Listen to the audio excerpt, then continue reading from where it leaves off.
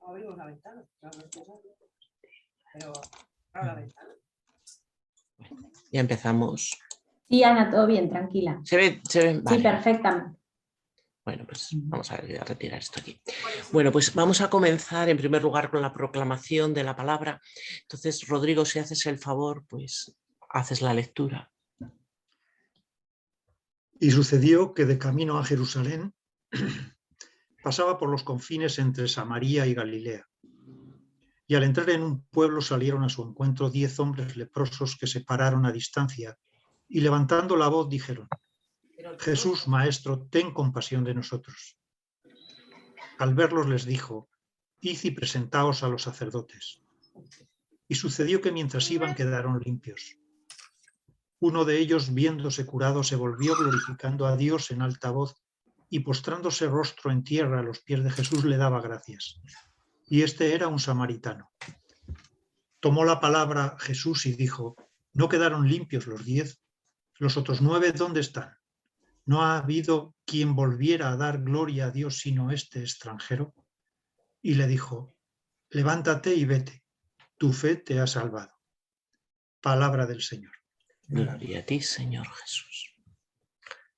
Bien, pues vamos a comenzar haciendo, como hacemos normalmente, una revisión del contexto de lo que es la palabra, de lo que nos ha dicho, es decir, una lectura, digamos, analítica, ¿no?, de la misma.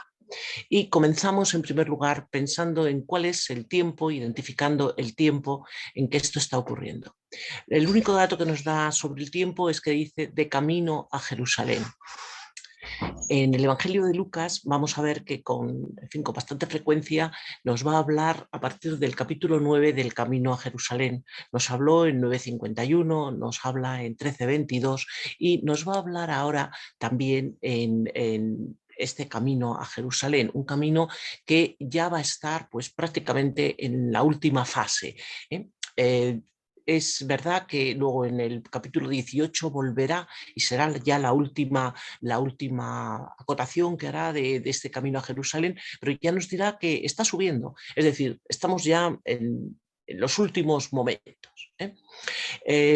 ¿Cuándo exactamente? Pues ya sabemos que en el Evangelio nos gustaría a veces, porque tenemos esa curiosidad, porque no nos da más datos cronológicos, más datos para que nos podamos, pero si vamos un poco escudriñando, sí que encontramos datos. Por ejemplo, en Juan 10 nos habla de la asistencia de Jesús en Jerusalén a la dedicación del templo. Y esto ha ocurrido unos meses antes, un poco antes de lo que ahora vamos a analizar.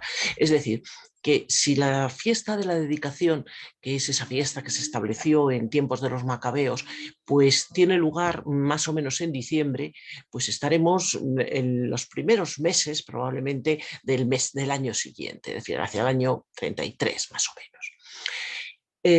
Este camino a Jerusalén, decimos, es un camino, bueno, sobre todo cuando lo vemos con Lucas, larguísimo, ocupa gran parte de su evangelio.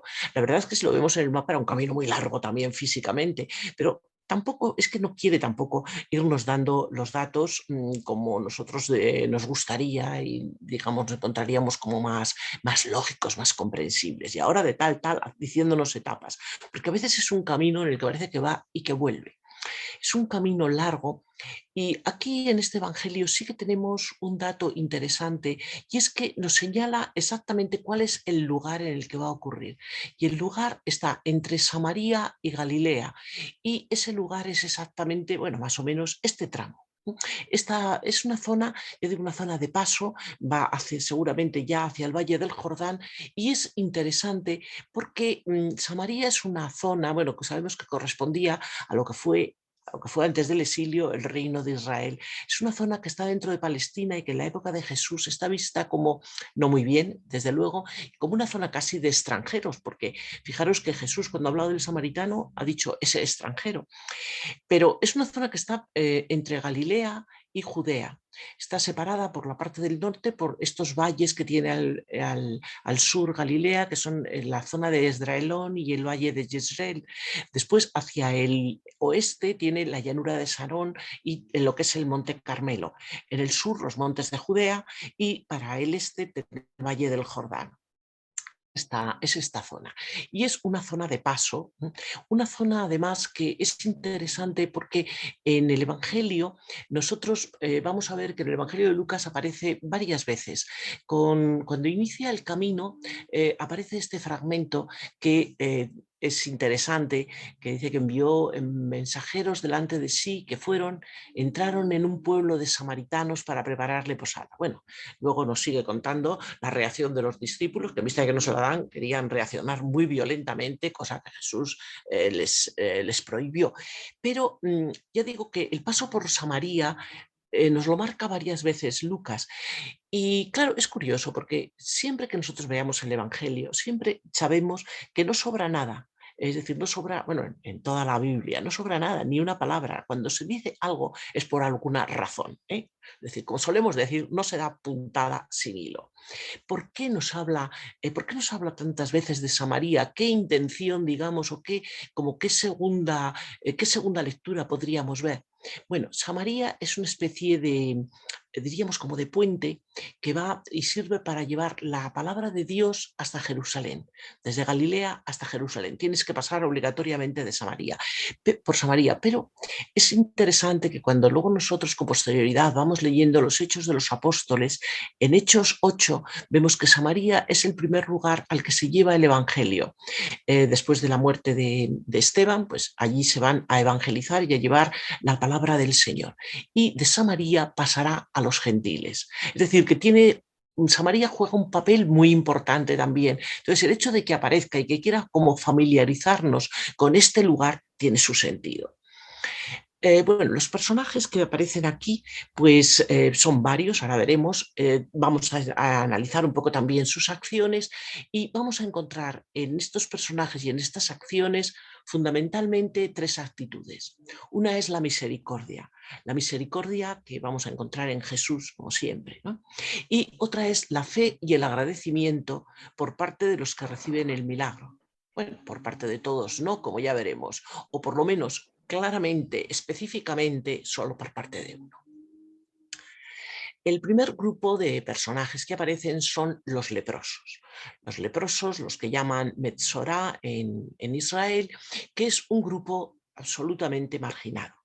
Ya sabemos que la lepra es una enfermedad de la piel, una enfermedad realmente muy, muy dura, también bastante desagradable. Y nos dice, el Evangelio comienza diciendo que salieron a su encuentro un grupo de leprosos. Bueno, es interesante porque hay que ver un poco lo que significaba la lepra en esta sociedad. La lepra, digo, es una enfermedad muy dura, una enfermedad que va desfigurando y que además te va convirtiendo, bueno, pues como vemos aquí en este ejemplo y como por desgracia siguen existiendo todavía en algunos países del tercer mundo, donde la lepra todavía no ha sido erradicada, lo que te convierte es en un ser marginal.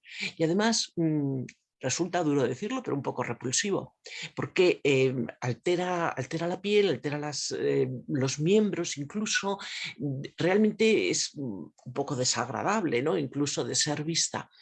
Y esto hace que en el contexto de Israel, lo mismo que digo ahora todavía en algunas zonas del mundo, estigmatice y margine.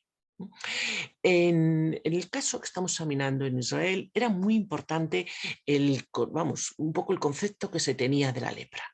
La lepra era, ya sabemos que todas las enfermedades eran vistas como consecuencia del pecado. Pero esta era una enfermedad que significaba que llevabas el pecado en tu propio cuerpo y además de una manera repugnante. Y esto era, digamos, pues motivo de incluso una serie de preceptos religiosos que están recogidos en el Levítico, en el capítulo 13, donde nos da muy específicamente una explicación sobre la lepra. ¿Qué tiene que hacer uno cuando empieza a encontrarse que sobre la piel surgen las manchas? Pues como digo, es un signo relacionado con el pecado. Entonces lo primero que tiene que hacer es irse ante el sacerdote. Y será el sacerdote quien le reconozca y quien mirará si realmente eso que tiene en la piel es lepra. Y si es lepra, lo declarará inmundo.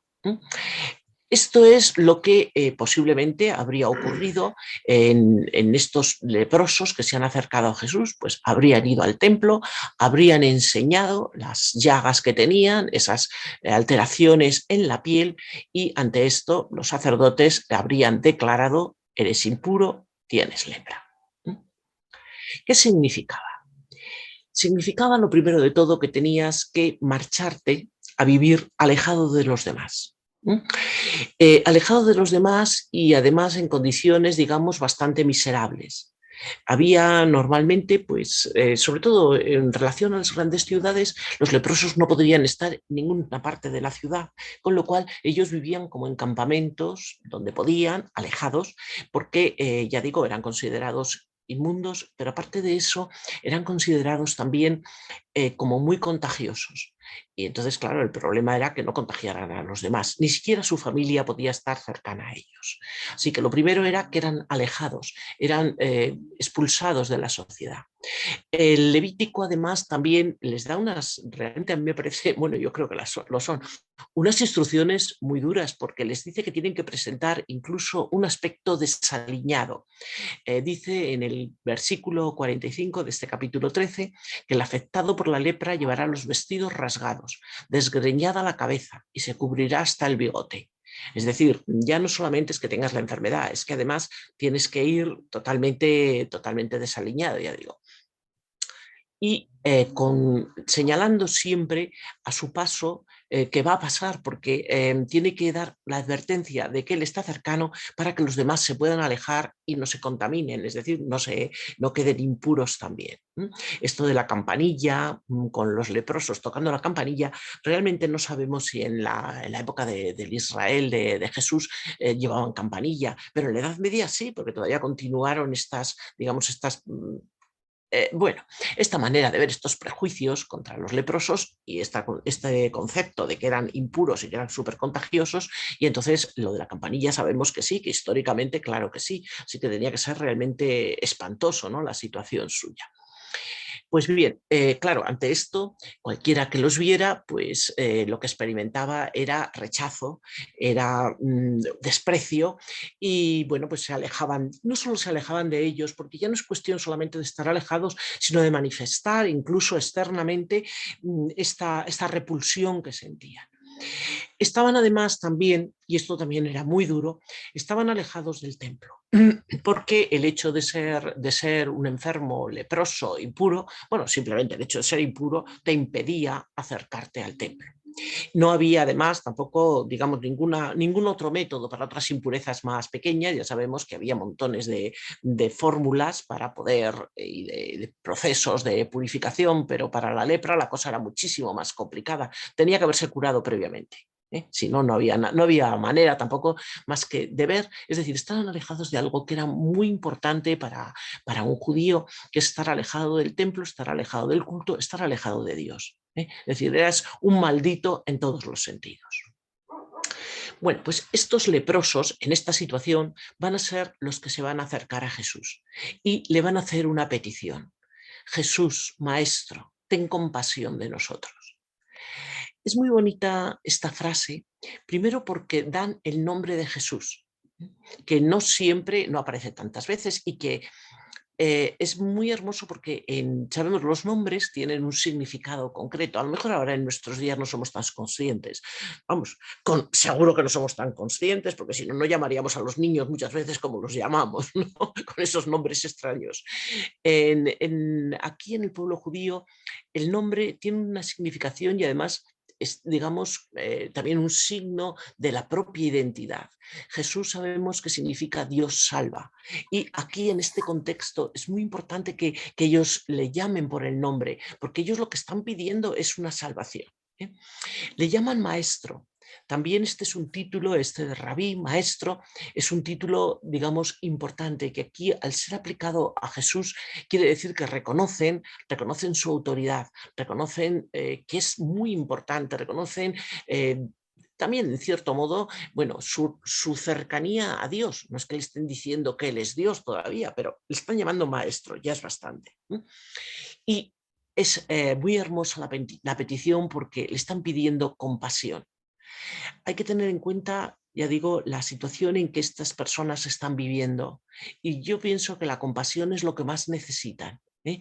Sí, compasión para que les sane, pero compasión también para que les mire, porque es que ni les miraban, y si les miraban con asco. Es decir, es una situación durísima en la que ellos se encuentran.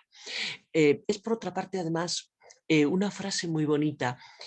Yo no sé si habréis leído El peregrino ruso, que es un libro bueno, bastante común y que nos habla un poco de la espiritualidad oriental, pero nos habla sobre todo de esa oración del corazón, que consiste en reconocer al Señor Jesús, hijo de David, en este caso se dice así: ten compasión de mí.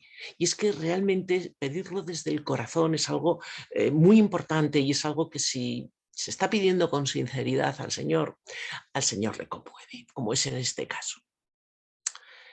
Jesús les va a decir: id y presentaros a los sacerdotes. Y ellos emprendieron el camino. Emprendieron el camino que no debió ser nada fácil, porque para presentarse a los sacerdotes tenían que ir pues, hasta la ciudad, tenían que ir hasta Jerusalén, y no solo eso, sino tenían, claro, que enfrentarse un poco a todos estos vecinos de la ciudad que, desde luego, como vemos, no les iban a aceptar de muy buenas maneras. Querrán echarlos, querrán lapidarlos, porque les parecen un auténtico peligro. Es un camino duro. No sabemos exactamente en qué momento del camino se produce el milagro, pero ocurre. Ocurre, nos dice el Evangelio con muy pocas palabras. Bueno, fijaros, es muy bonito porque, claro, el Evangelio es muy conciso. A nosotros a lo mejor nos gustaría que nos hubiera dado todas, bueno, no estas explicaciones que os doy yo, evidentemente, muchísimo mejores. Y bueno, pues con sus propias palabras y sabiendo exactamente lo que están diciendo. Pero bueno, nos podemos imaginar lo que fue ese camino.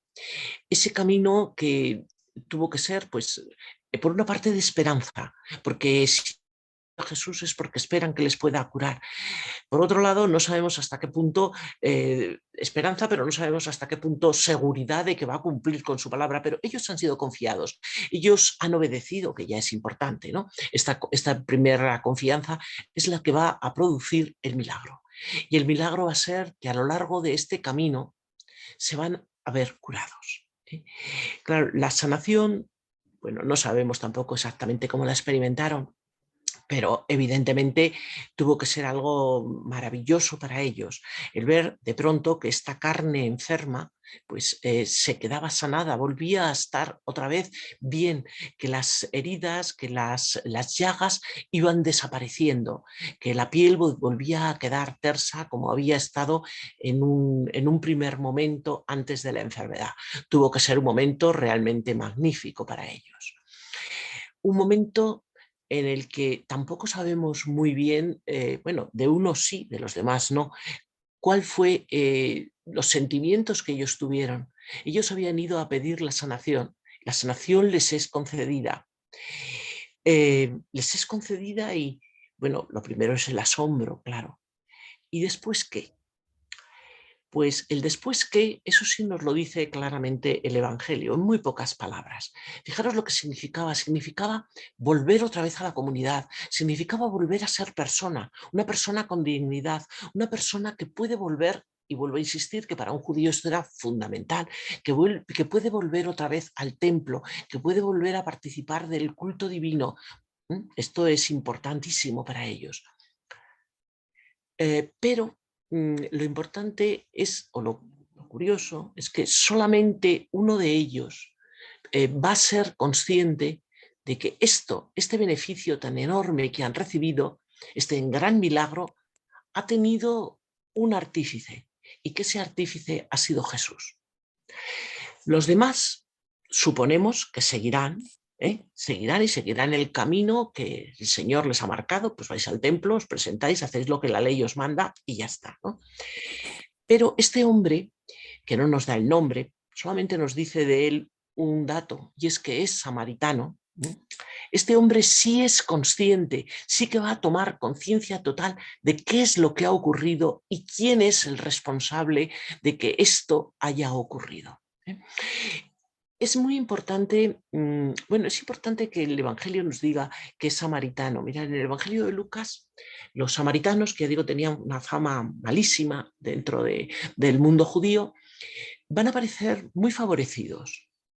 Aparecen muy favorecidos en esta figura, que es, ya digo, el único que va a ser una persona agradecida. Van a aparecer también muy favorecidos en el caso de la parábola del buen samaritano. Y es importante porque con esto el Señor lo que quiere decirnos también es que, bueno, esto es un mensaje importantísimo que después va a quedar mucho más claro todavía, que no es que la salvación que Él trae no es exclusiva para los judíos, como ellos pensaban, ese mesianismo para nosotros y ya está, y nacionalista, sino que es una salvación para toda la humanidad, que en este caso, ya digo, representada en los judíos. Y ver también cómo estos que no son judíos son también personas que saben reconocer esta salvación. Entonces es lo que vemos, ¿no? Por ejemplo, en este personaje. Él lo ve y dice que empezó a glorificar a Dios y fue corriendo, empezó a glorificarle en voz alta y corrió hacia donde estaba Jesús, es decir, hizo camino hacia atrás. Es muy curioso que en este evangelio, bueno, es un evangelio muy movido, ¿eh? Si viéramos la cantidad de verbos, de movimiento que está utilizando, y además nos damos cuenta que van, que vienen, que corren, que... Es decir, mucha acción. Bueno, pues vuelve hasta donde está Jesús y vuelve, se postra ante él. Realmente, este postrarse ante él quiere decir que es el único que se ha dado cuenta de, ya vuelvo a insistir, en quién ha sido el responsable de su sanación. Y viene a darle las gracias, no solo porque es un corazón agradecido, que como dicen aquí, como decimos nosotros, ¿no? Es de bien nacido el ser agradecidos. No solamente por esto, no solo porque como persona sea una buena persona, porque es una persona agradecida, sino porque ha reconocido quién es Jesús. Por eso él va a recibir unas palabras maravillosas de boca de Jesús, que son: tu fe te ha salvado. Es decir, va a tener una experiencia de fe realmente muy importante. Bueno, el otro personaje, los otros personajes los vamos a dejar, no sabemos muy bien, podemos elucubrar qué pasó con ellos, pero en fin, no tuvieron, digamos, la perspicacia que tuvo el samaritano, no supieron ver que Jesús era realmente quien le había salvado. Entonces suponemos que seguirían pues, en su caminito de judíos buenos, se supone, pero ya está, no más de ahí. Jesús, el gran protagonista, vamos a ver un poco qué es lo que hace en este pasaje del Evangelio. Bueno, pues lo primero de todo, importantísimo, deja que se le acerquen estos leprosos. Os he insistido antes lo que significaba ser leproso, porque claro, cuando decimos que Jesús permite que se le acerquen, pues bueno, ese contexto era algo realmente extraordinario, ¿eh? Y les va a decir algo muy sencillo. Les va a decir simplemente id y hacer lo que manda la ley. Lo que mandaba la ley era, en primer lugar, presentarse ante el sacerdote. Si cogemos el libro del Levítico, nos dice: y una vez que haya sido sanado. Claro, es muy curioso porque uno piensa en esa época en la que tampoco había medicinas, pues ¿cómo podías sanarte así por las buenas? Pues bueno, claro, un milagro, un milagro como están teniendo estos, porque si no, no había, digamos, como otro camino, ¿no?, de sanación. Vais y que vaya y se presente al sacerdote, pero el sacerdote no va a sanar. El sacerdote lo que tiene que hacer es reconocer. Lo mismo que ha reconocido que tiene la enfermedad y que es impuro, reconocer ahora que está sanado y que por lo tanto tiene opción a reincorporarse a la comunidad. El sacerdote no tenía, digamos, más capacidad que esta, no podía sanar, evidentemente. Bueno, primero entonces presentarse a los sacerdotes. Esto es lo que Jesús le dice: haced lo que tenéis que hacer, pues presentarse a los sacerdotes.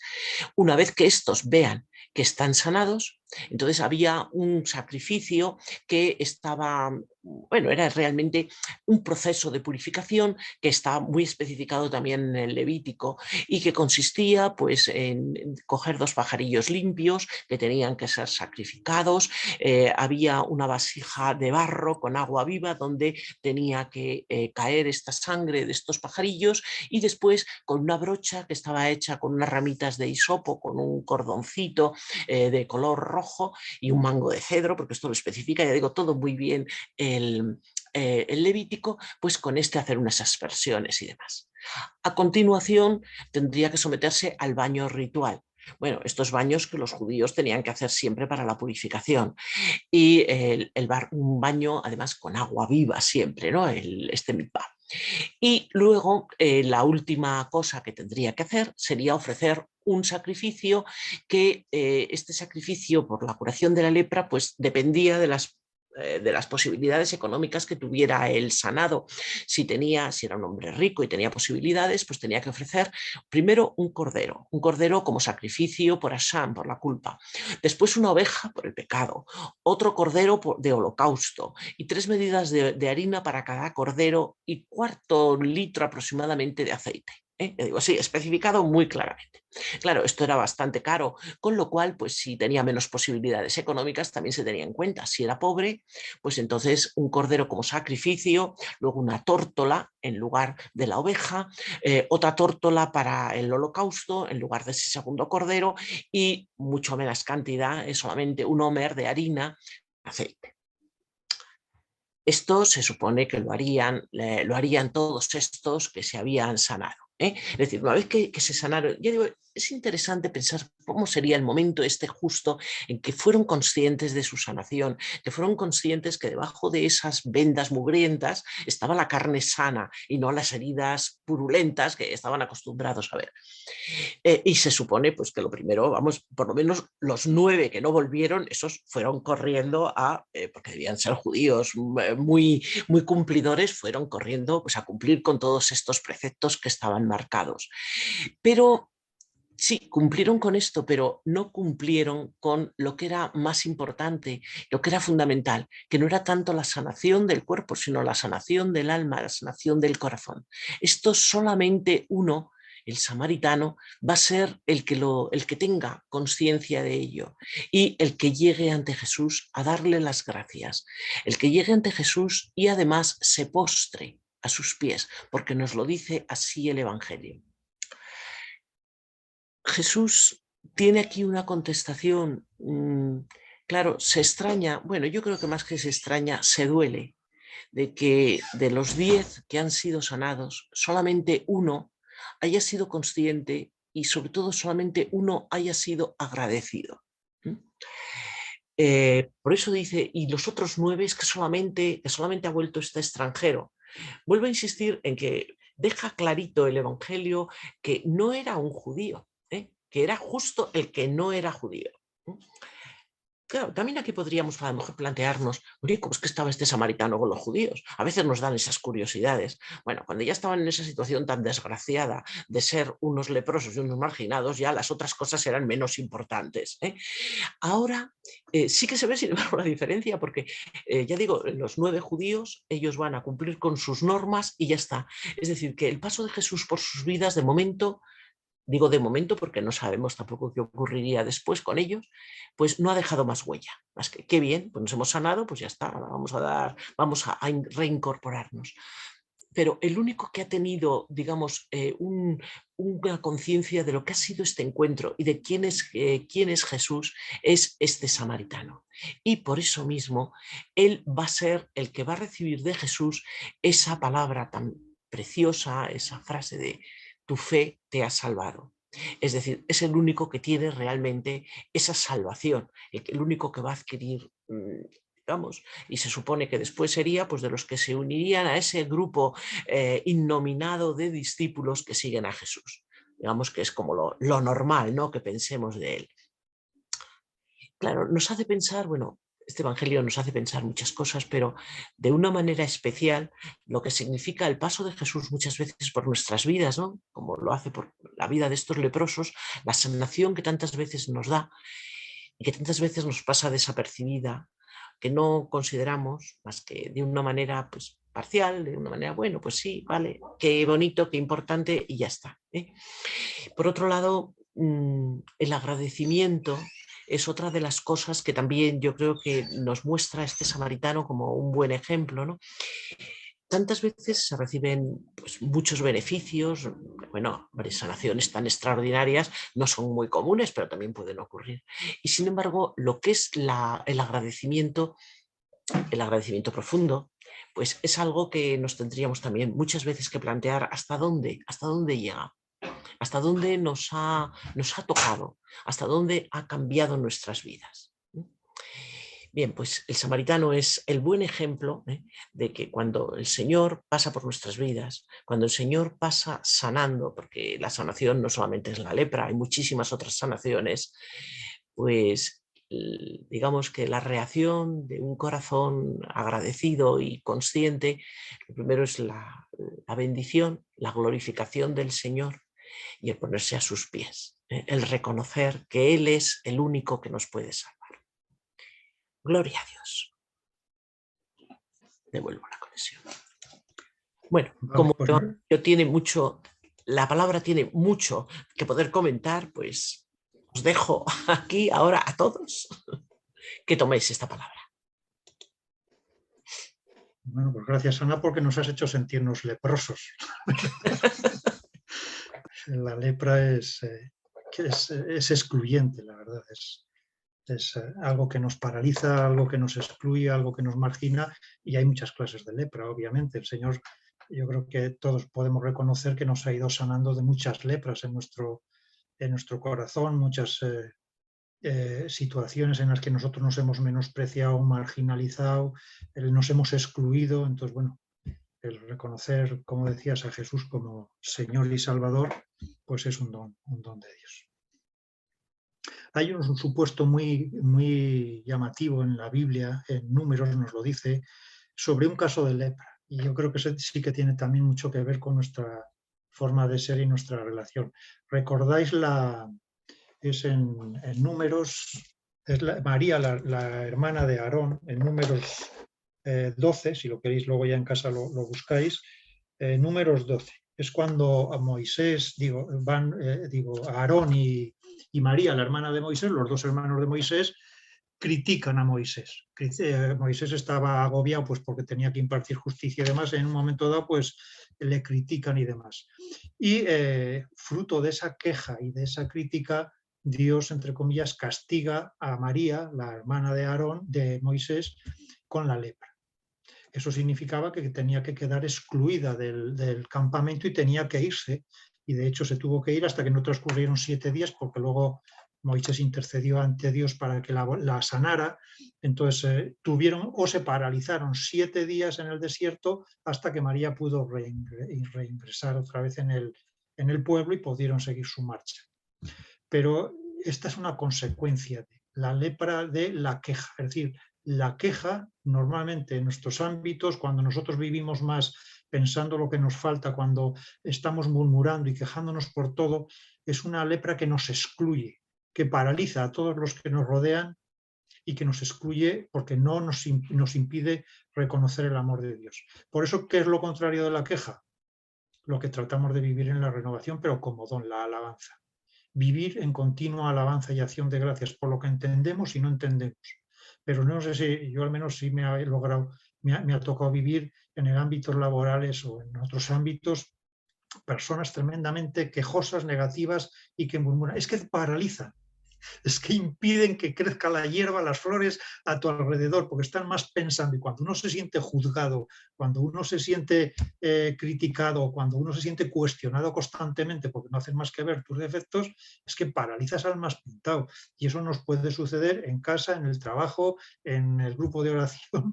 Entonces, vivir en alabanza. La alabanza no es simplemente levantar las manos. Vivir en alabanza es una actitud, es un don del Espíritu Santo para poder alabar y bendecir a Dios siempre, para reconocer siempre en el otro lo mejor las cosas positivas. Eso no significa que cerremos los ojos a las cosas negativas, pero como decían, todos somos cristianos en construcción y todos, como dice San Pablo, tenemos que soportarnos con amor, porque unos soportarán mis cosas y yo tendré que soportar las otras. Pero la diferencia entre vivir en alabanza, vivir en queja, y cómo la queja es la lepra, una de las lepras modernas que a veces nos impiden avanzar y nos impiden vivir en paz y en armonía con todos los que nos rodean.